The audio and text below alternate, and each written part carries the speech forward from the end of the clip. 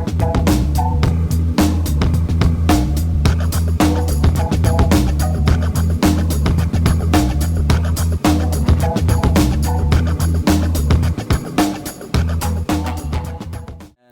go. Hi, everybody. Welcome back to Hearing Things with Julie and Brad. We are doing round 2 with the equipment that we are borrowing from Stoneham Cable Access Television. Thank you very much. Special thanks to George for all of his training that he did with us to get us up and running. We are using one little portable mini mic for now. We're working on figuring how to get 2 of them to work at the same time, but we're going to go with it. Today, I'm going on one of my impassioned rants. If you've never seen an impassioned rant of mine, you're in for a fun time. Go watch the Helen Keller video. I don't know what number video that was from season 1, but man, it is something. Today, we are talking about games, and we are not playing. Let me tell you why. This started purely by accident. So I was on Amazon looking up something, who knows what, and I said, oh, this would be kind of fun. Let me put in Hearing Things, the name of our show, and see what pops up. Oh, is that? That's how this happened. It's just like total nonsense. What pops up are a bunch of games that are the definition of ableism, which I'm going to define for you right now, and then I'm going to go on my rant. So for people that don't know what ableism is, or what it means to be ableist, it's the word used for discrimination and social prejudice against people with disabilities, based on the belief that typical abilities are superior, okay? It also classifies groups of people as less than. I have a presentation here that we'll link in the comments below, so you're able to go and click through it. You'll see all the games and the information I'm presenting on right now. But there were 3 games that came up when I typed in Hearing Things. One of the games is called Hearing Things, and I pulled out the 3 that I found were the most ableist and offensive to our community and to us as people with hearing loss. The first one is called Guess the Gibberish.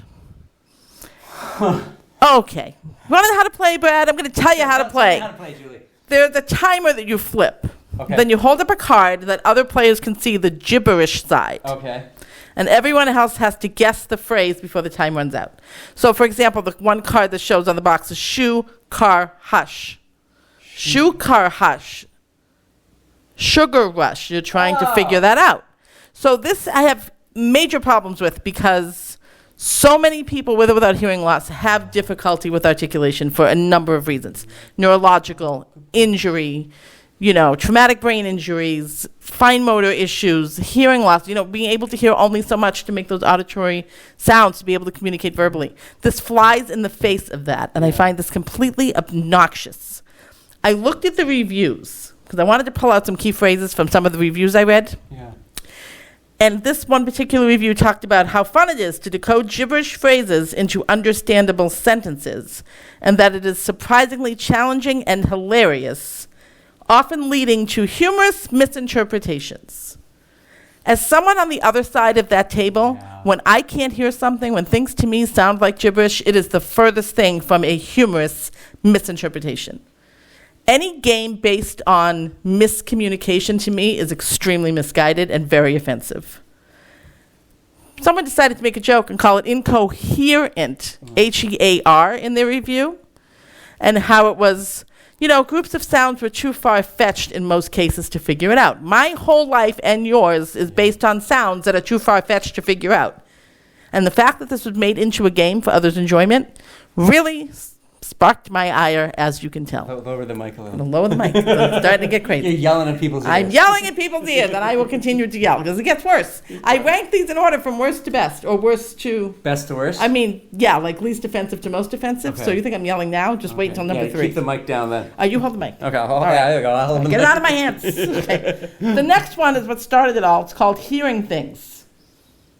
Okay, I got excited. I was like, Hearing Things, the name of our show. What is this? Well, let me tell you what this is.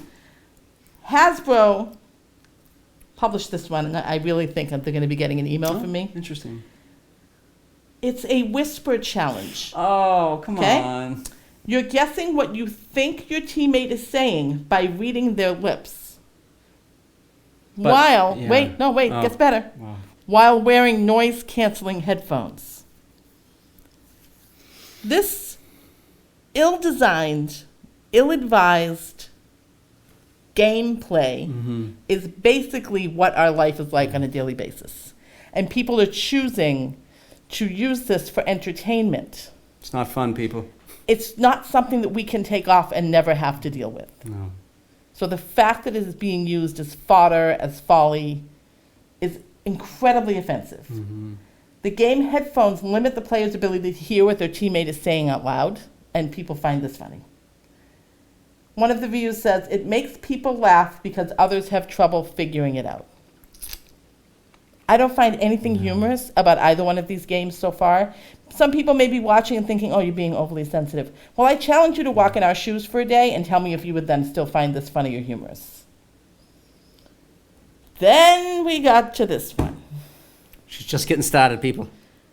This game was named Best Party Game 2024. Wait, these are new? Relatively new. Oh my God. Some of these are based off of viral TikTok challenges or viral YouTube kind of trends. Yeah. This one is called Guess the Phrase through 116 decibels of music in the slip-on, custom-made, headphones. Dude, I'm not done yet, dude. As you lip-read wild phrases. Wait, so there's 116 decibels being in your ears? blasted into your ears. That is literally deafening the players. Correct. Anything over 90 for, a minute? Deafens the player. Mm-hmm. Oh my God. So you're being deafened. You are going to join us at this table if you play this game too often, right? Mm. And you're lip reading. Ha, how much fun would that be to lip read? That's how I survive. I'm exhausted at the end of every day because of lip reading. I have to take a nap every single day when I come home because of this. Yeah. And this is being used as entertainment? The reviews. The headphones really block out the sound and it's impossible for people to hear. Making it a challenge to interpret what people are asking you to say. Yeah. That's basically when my feet hit the floor every minute of my life. Yeah. This game is absolutely hilarious. I've said it multiple times in the last little bit of this rant. I find none of this entertaining, and I find all of it offensive and unnecessary. And this is one of those times that I think people that are not struggling with hearing loss or a type of disability that impacts your ability to communicate through the oral channel or understand through the hearing channel, you don't get it necessarily because you don't have to think this way. You're not looking at this from the perspective that we are. So if you are someone that has either purchased these games, participated in them, enjoyed them, I want you to think about the message that you heard here today and see if that changes your perspective.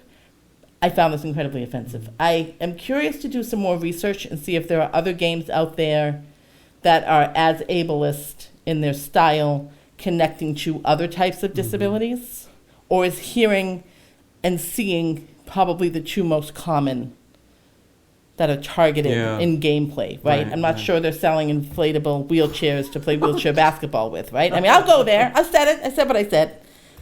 I'm a little ranty. What do you think about this? Now that I've gone off.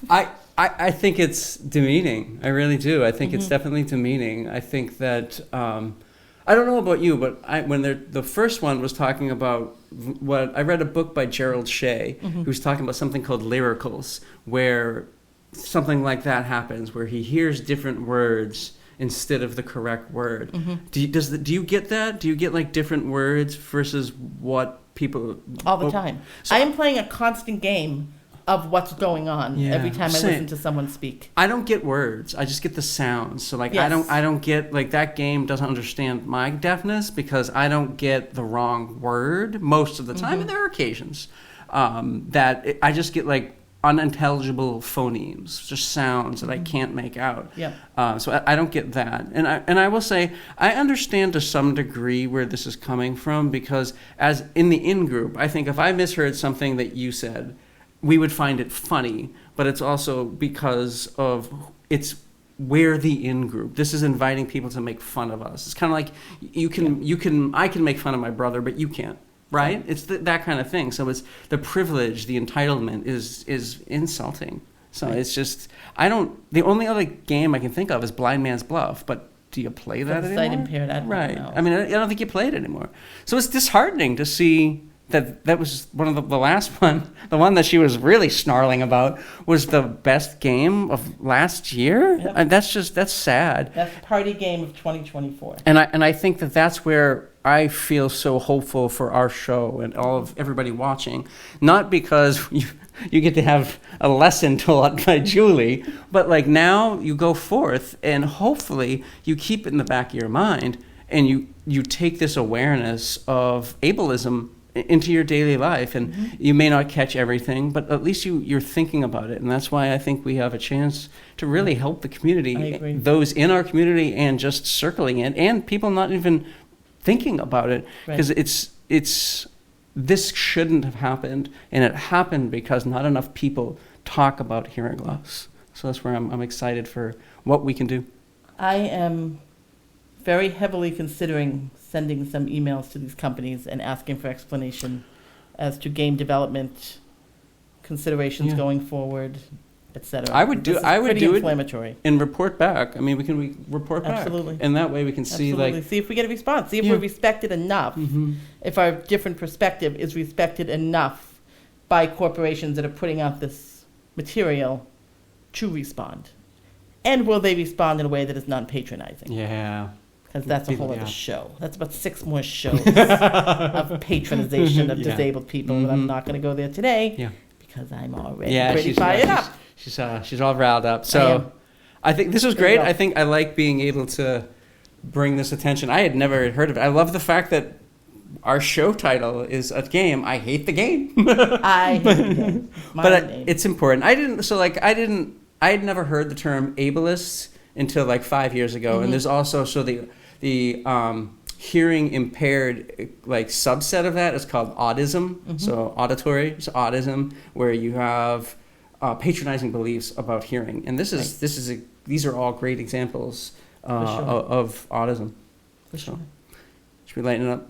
You want to talk about some artists? Yes. Some artists. You want to go first? Fantastic. I'll go first. Go first. So I love Carly Simon, and I love James Taylor, and I love all that type of music. I mean, I love all music anyway, but Carly Simon has a special place in my heart, as does James Taylor, because growing up, my parents had all their albums. So it was music that we would hear frequently at home. And Carly Simon's, I stumbled across her autobiography a couple of summers ago, and I just fell in love with it. It's called Boys in the Trees, which is the same name as one of her albums, which is a personal favorite of mine as well. And it's just great. It just talks about her story of how she became a musician and how she was kind of on the outskirts of her family and how she found herself in the West Village in New York City and breaking into the folk scene. And then it talks about her relationship with James Taylor, which was really quite lovely amidst the little, dysfunction they had there. But it was really a beautiful love story. It's awesome. It's great. And the whole thing is awesome. And her dad is the Simon of Simon & Schuster Publishing. That's fantastic. A little tidbit I remembered, a little bit of trivia. Yeah. But if you like Carly Simon, even if you don't, the book is really well written, and it's just an enjoyable summer read. And I would play her music while I would read. Oh, it was nice. fun. It's a nice little tie-in to kind of hear some songs of hers that I didn't know as well, and it just was great. Cool. Really enjoyed it. Sounds good. What do you got? You got one of my favorites, I see. I got Miles. So it is the... thank you. There we go. So Miles, it's the autobiography of Miles Davis.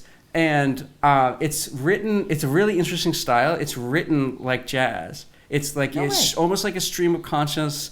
It's just Miles basically talking to people. And so the co-author Quigley Troupe basically just kind of recorded his sessions that's how the book reads, is like Miles Davis is talking to you.